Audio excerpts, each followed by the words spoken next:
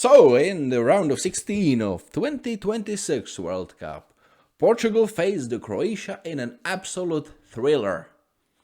Cristiano Ronaldo led his team to 2-1 victory, while scoring a goal, penalty, to equalize the score. He even won the Man of the Match award, which on paper makes it look like he finally had a good game. Well, just let the stats speak for themselves.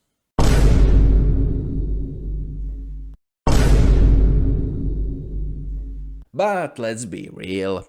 The true winner of this match wasn't Ronald, and it wasn't Portugal. It was FIFA multi-million-dollar Bluetooth ball technology. Hello there. Deep into the stoppage time, Croatia scores a dramatic equalizer to make it 2-2. The stadium explodes with joy.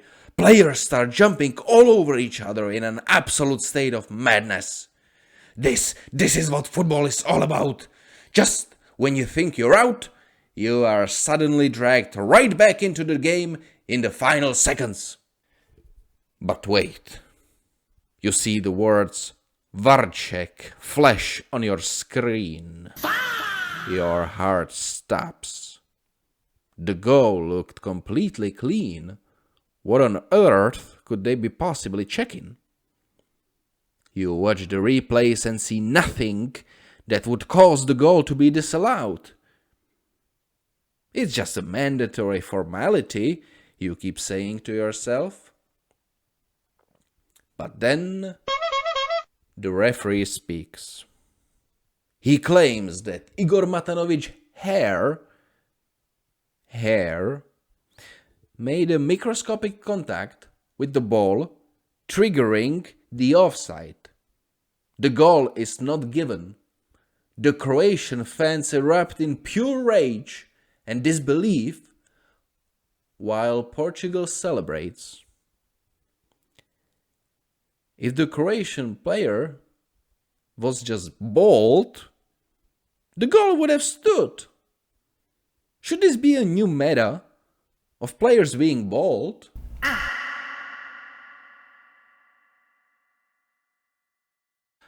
Look, I get it. We have this super advanced technology that can sense even the slightest vibrations on the ball.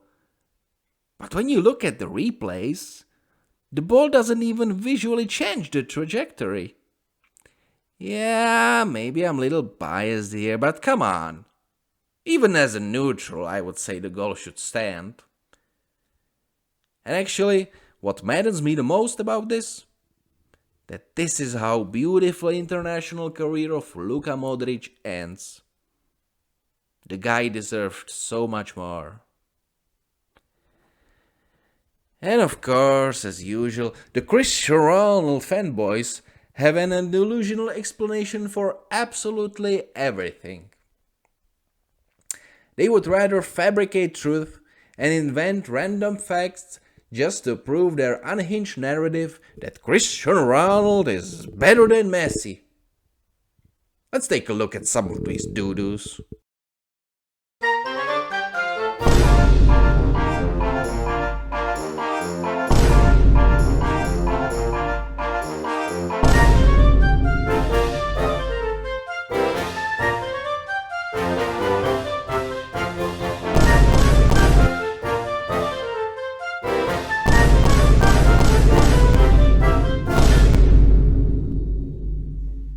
Okay, so let's talk about Cristiano Ronaldo's performance against Croatia.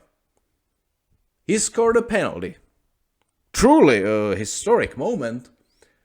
A 41-year-old striker in his 6th World Cup appearance scored his first ever knockout stage goal from a penalty spot. Magnificent showing. Congratulations! But what exactly did he do the other 80 minutes? He had about 25 touches and wasted a free kick? Bruh, you have Bruno Fernandes in your team. Just give it up, Unc. When he was subbed off in the 80th minute, I honestly thought he was either going to burst into tears or throw a temper tantrum like a toddler. Surprisingly, even though he looked deeply distraught, he actually managed to control his emotion and accept the manager's decision. Truly a miraculous sight for the 41-year-old man. I was genuinely shocked. And to absolutely no one's surprise, Gonzalo Ramos replaces Cristiano Ronaldo as a striker and scores a wonderful winning goal. I'm sure Ronald's fanbase will argue that Christian mentally guided the ball into the net from the bench using his sheer aura. It really makes you think how Portugal would fare with Ramos in their starting 11 instead of Ronald. Food for thought. So now we move into the quarterfinals. Portugal faces their fiercest rival, Spain. Let's see if the Bluetooth sensor can save them from the European champions. Or if they will completely crumble and give us a brand new Ronald crying compilations. Which one is it?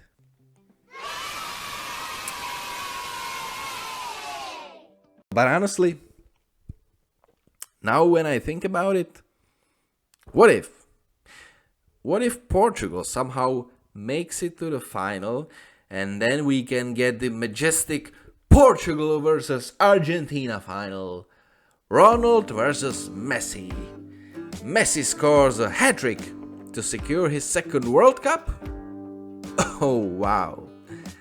Yeah, that would be the ultimate icing on a cake. A boy can dream, right?